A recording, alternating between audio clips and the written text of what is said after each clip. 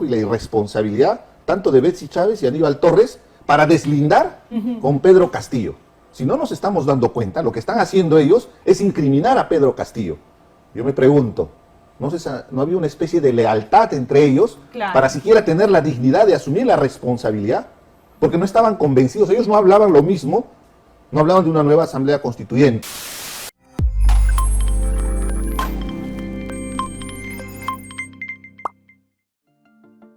El excongresista Richard Arce se refirió al contexto político que vive el país y expresó que Betsy Chávez y Aníbal Torres incriminan al expresidente Pedro Castillo por el golpe de Estado, pues considera que no ha habido lealtad porque hasta ahora no tienen la dignidad de asumir su responsabilidad en los hechos del 7 de diciembre.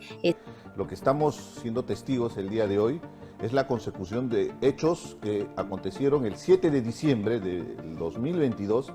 En lo personal considero que es lo mismo que el 5 de abril de 1992.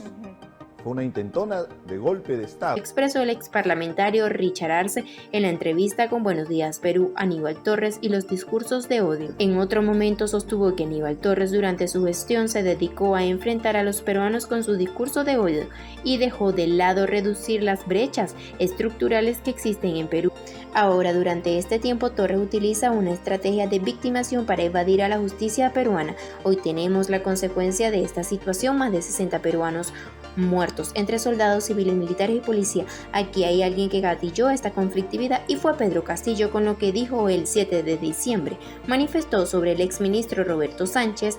Sobre el exministro de Comercio Exterior y Turismo, Roberto Sánchez mencionó que le correspondía que fuese suspendido de su función como congresista. Esa es la hipocresía de este Congreso, que al final juega por sus intereses. Ellos no están pensando en el bien del país y la población asqueada con el Parlamento. Vivo ya está con nosotros a esta hora del día el señor Richard Arce, quien le agradecemos por estar nuevamente en el set de Buenos Días Perú.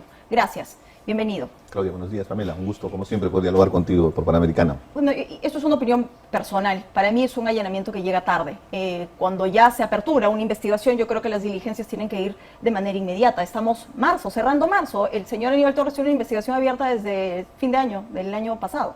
Sí, y no tenía inmunidad, porque no era congresista. Exacto. Y tampoco era ministro, para que busquen el pretexto justamente para evadir sus responsabilidades. Pero vayamos al tema de fondo, ¿no? Lamentablemente, lo que estamos siendo testigos el día de hoy es la consecución de hechos que acontecieron el 7 de diciembre del 2022. En lo personal considero que es lo mismo que el 5 de abril de 1992. Fue una intentona de golpe de Estado, con las mismas palabras, fíjate, ahí viene la paradoja, porque utilizaron los mismos argumentos de Alberto Fujimori, en este caso Pedro Castillo, y el ideólogo, el que concibió toda esta situación, definitivamente con el texto, la forma, cómo actuaba en los gores descentralizados, es Aníbal Torres. Un personaje siniestro que ha generado mucho dolor en el país, porque durante su gestión él se dedicó simplemente a enfrentarnos a los peruanos. ¿Cómo puede ser posible, y la irresponsabilidad que pueda tener una autoridad, de en vez de reducir esas profundas brechas estructurales, sociales que tenemos, de estar más bien exacerbando esos sentimientos de revanchismo, con discursos de odio, inclusive con una estrategia marxista de lucha de clases? ¿Cómo puede ser posible que nos enfrenten entre peruanos? El día de hoy tenemos las consecuencias de esa situación. Más de 60 peruanos fallecidos, entre civiles, hay policías y hasta soldados que han fallecido lamentablemente a consecuencia de una convulsión social que tendríamos que analizar para ver cuáles son las aristas, pero acá hay alguien que gatilló esta conflictividad, y fue Pedro Castillo con el 7 de diciembre cuando quiso hacer un golpe de Estado. Los abogados salen diciendo que no se consumó el delito, pero para mí es algo muy simple y estuve consultando también abogados. Es como si un asaltante de bancos entra a un banco con un arma y dice voy a asaltar el banco, y después se arrepiente y ya no asalta. El hecho ya se consumió, ya está el delito de por medio. Ahora, es importante lo que ha dicho Aníbal Torres en esta entrevista con su ex colega, ¿no? Anaí Durán, porque de alguna manera ya presiente qué es lo que podría pasar, tomando en cuenta lo que ya ocurrió en el Congreso de la República con la señora Betsy Chávez, ¿no? Ya como que se lava las manos, no solamente él, sino también a los otros exministros, diciendo no, que ellos no sabían nada, que no habían coordinado con ellos nada. Pero no necesariamente es así, usted lo ha mencionado, ¿no? El discurso se parece mucho a los mismos discursos que el señor Aníbal Torres daba en los gores. Sí, y además hay dos detalles ahí muy importantes. Uno, el total desparpajo y la irresponsabilidad tanto de Betsy Chávez y Aníbal Torres para deslindar con Pedro Castillo. Si no nos estamos dando cuenta, lo que están haciendo ellos es incriminar a Pedro Castillo. Yo me pregunto, no había una especie de lealtad entre ellos Claro. para siquiera tener la dignidad de asumir la responsabilidad, porque no estaban convencidos, ellos no hablaban lo mismo, no hablaban de una nueva asamblea constituyente. Sí, En claro. lo personal yo creo que es importante una asamblea constituyente, pero no en la forma que ellos pretendían hacer, enfrentando a los peruanos. Pero lo otro, durante este tiempo Aníbal Torres ha estado con una estrategia de victimización.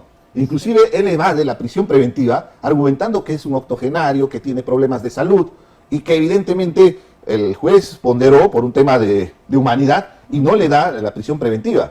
Pero él inmediatamente sigue con ese mismo discurso. No, y hasta pretende ser y no va a presidente, parar, ¿no? No, pero Eso, ahí quería llegar, su porque ojo, pretensión no hay que es caer otra. en el juego, porque esto es una trampa. Esta es la misma estrategia que Betsy Chávez. ¿En qué sentido? Aníbal Torres, él anuncia que quiere ser presidente Así es. porque él sabe que se le vienen medidas restrictivas de libertad. ¿Para qué? Para que después construya la narrativa y diga, esto es persecución política. O sea, no es una vocación de querer servir al país. Lo mismo que Betsy cual. Chávez, que supuestamente se allana al trabajo del Congreso de la República para levantarle los fueros. Esa es la estrategia para que el día que le pidan la prisión preventiva diga que yo he estado colaborando con la justicia.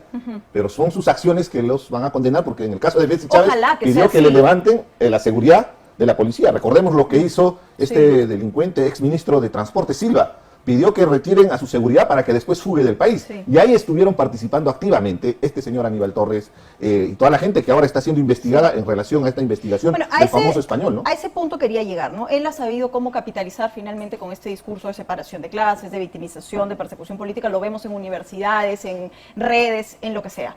Pero hay algo que no podemos sacar de contexto. No solo estamos hablando de lo que ocurrió el día 7 de diciembre, sino ir mucho más allá respecto de lo que ahora es ya un testimonio por colaboración eficaz de otras personas que nos hablan incluso de cómo es que se ayudó al círculo cercano al presidente a fugar del país, ¿no? Pero ahí, en paralelo a esa situación está lo que ha ocurrido con Betsy Chávez. Hay varios actores de los que no podemos dejar de hablar, ¿no? Ayer se le suspende en el Congreso de la República. No ha corrido la misma suerte el señor Roberto Sánchez. Y aquí cabe el análisis. ¿Qué nos dice la votación del Congreso respecto del tratamiento que se ha dado al exministro Sánchez?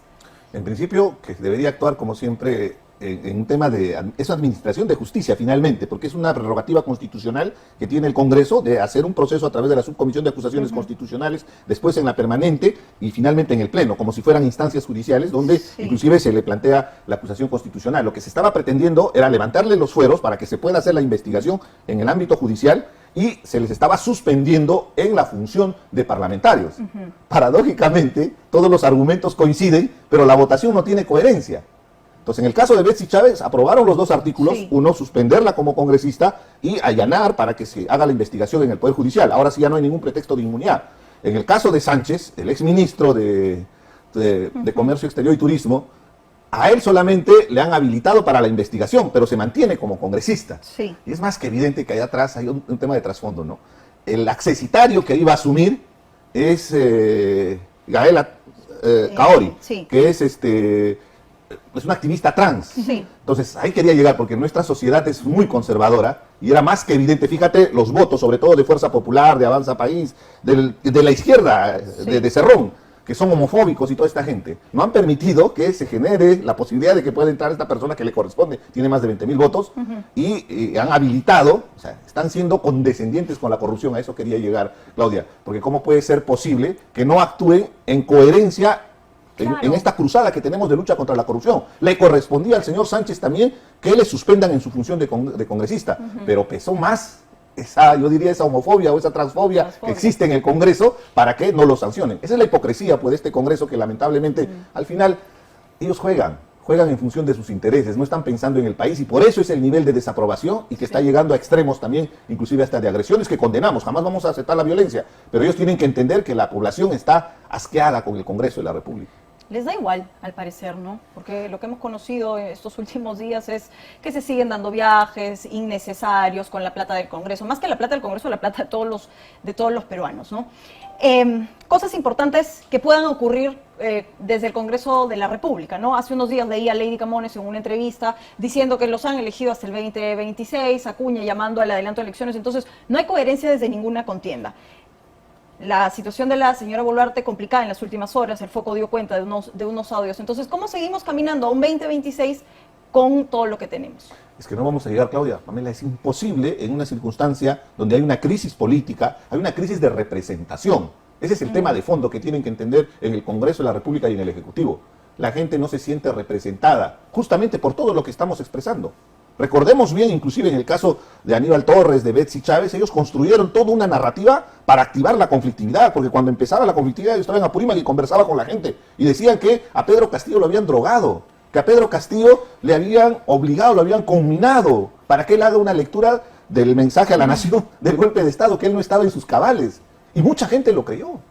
Esta gente irresponsable lo que busca es beneficios políticos personales. Y lamentablemente eso es lo que estamos viendo en el Congreso. Se han ido contra las reformas y han hecho una contrarreforma para tumbarse la SUNEDU, para tumbarse la reforma del transporte. Inclusive quisieron intervenir en este mecanismo que tiene la Fiscalía para solicitar las prisiones preventivas, porque es la única forma, cuando se acogen a colaboración eficaz, donde se ven desentrañar los actos de corrupción. Es un mecanismo muy efectivo, porque ante la desesperación, delincuentes que están ya con la justicia encima, no les queda otra alternativa que delatar justamente a sus cómplices. Entonces, más bien deberían haber fortalecido, pero no, en el Congreso se han dedicado a los viajecitos, se han dedicado al buffet, se han dedicado a todos los beneficios, al boato, yo diría, que están acostumbrados, y ellos creen que, porque han sido electos, van a llegar hasta el 2026 sin darse cuenta que la caída de Castillo los arrastra como Congreso de la República, porque ellos fueron cómplices, Pamela, porque ellos fueron cómplices durante 17 meses. Claro, han tenido en sus manos la solución desde el primer momento y no lo quisieron. Y lamentablemente lo que estamos viendo en esta circunstancia es que la conflictividad, si bien es cierto, hay una tensa calma, esto no ha terminado. Lo que ha vivido Puno hace un par de semanas con el fallecimiento lamentable de 6 soldados es justamente la muestra de lo que está sucediendo. Ahora está escalando a otro nivel, donde el cuestionamiento es a los congresistas y en sus propias regiones los están cuestionando, los están insultando y están llegando al extremo de la violencia. Evidentemente tenemos que condenarlos. En democracia no podemos nosotros incentivar que se llegue a ese nivel de confrontación. Pero eso debería ser un jalón de orejas para que en el Congreso digan, algo está fallando. Porque yo el otro día conversaba con una congresista y para ellos, ellos están haciendo un gran trabajo. Para ellos viven una realidad paralela. No se dan cuenta que en este momento, lo dicen las encuestadoras, 6% de aprobación, o sea, más de 90% de desaprobación. Bueno, y quien también parece que está viviendo una suerte de realidad paralela es la misma